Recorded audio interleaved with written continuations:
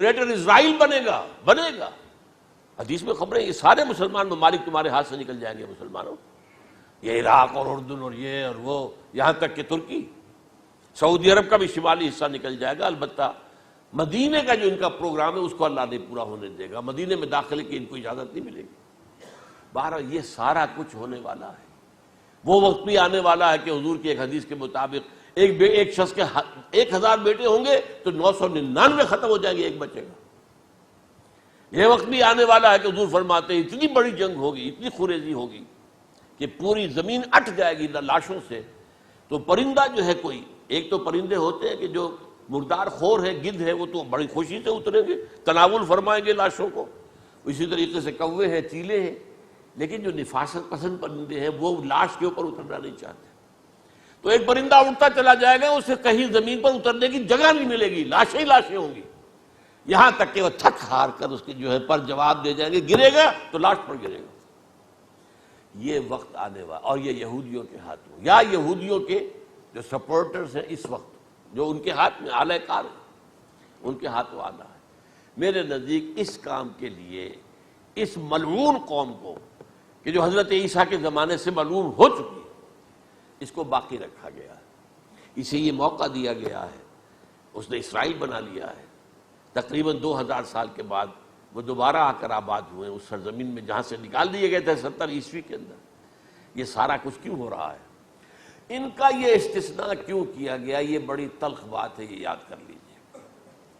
کیونکہ یا تو قوم اسی وقت ہلاک کر دی جاتی، جیسا کہ ہوا قوم نوح، قوم ہود، قوم عاد، قوم سمود، قوم شعیب، یہ ہوا کہ نہیں ہوا؟ اور سدوم اور عمورہ کی بستیاں جہاں حضرت لوط بھیجے گئے، اور آل فرعون جو ہلاک کیے گئے، یا تو پوری قوم ہلاک کی جاتی؟ نہیں، یہ یوں سمجھیے کہ اس پورے معاملے کو درمیان میں سے ایک وقفہ دے دیا گیا، حضرت عیسیٰ کو اٹھا لیا گیا، اور حضرت عیسیٰ دوبارہ آئیں گے۔ یہ کیوں کیا گیا؟ اب اس میں بڑی تلخ بات آپ سے کہہ رہا ہوں، یہ آپ کے لیے قبول کرنا آسان نہیں، حلق سے نیچے اترے گی مشکل سے۔ اس قوم کو زندہ رکھا گیا ہے جو ملعون اور مغضوب علیہم قوم ہے۔ سب سورہ فاتحہ میں مفسرین لکھتے ہیں ضالین، یہ نصارہ ہے، اور مغضوب علیہم یہ یہودی ہیں۔ اور قرآن کہتا ہے لعن الذین کفروا من اہل الکتاب علی لسان داؤد وعیسی ابن مریم، لعنت کی گئی ایک ملعون اور مغضوب قوم کے ہاتھوں آخری امت محمد، اور اس کا بھی بہترین حصہ، اس پر عذاب ان کے ہاتھوں آئے گا۔ عربوں پر عذاب یہودیوں کے ہاتھوں، اس لیے ان کو بچایا گیا۔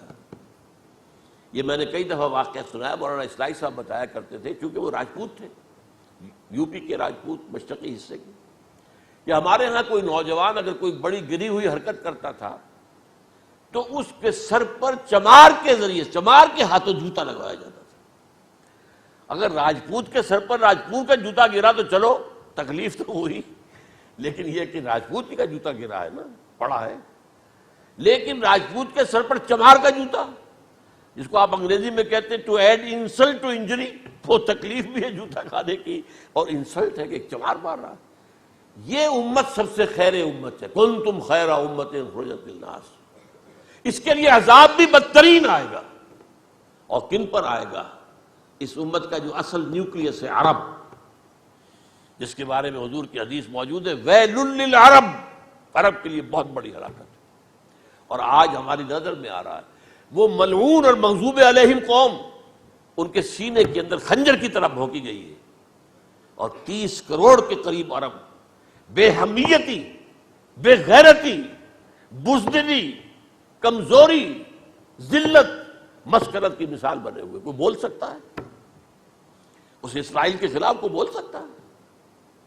30-35 لاکھ آدمی ہے اسرائیل کے اندر یہودی، اس سے زیادہ تو امریکہ میں 50 لاکھ کے قریب، کل 1.25 کروڑ آدمی ہے یہ یہودی پوری دنیا کے اندر۔ لیکن دیکھیے جو چاہتا کرتا ہے، جب چاہا اس نے عراق کے ایٹمک انسٹالیشن کو تباہ کر دیا، اور سعودی عرب کی فضا میں اس کو فیول کیا ہے انہوں نے، دوبارہ ری فیولنگ جو ہوئی ہے ان کے جہازوں کی، وہ سعودی عرب کی فضا میں ہوئی۔ اللہ تعالیٰ نے یہ کوڑا ان مسلمانوں کے لیے رکھا ہوا ہے کہ جن کے رتبے ہیں سوا، ان کی سوا مشکل ہے۔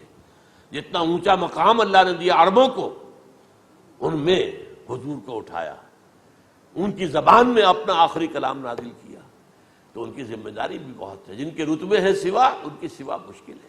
یہ ہے میرے نزدیک واللہ اعلم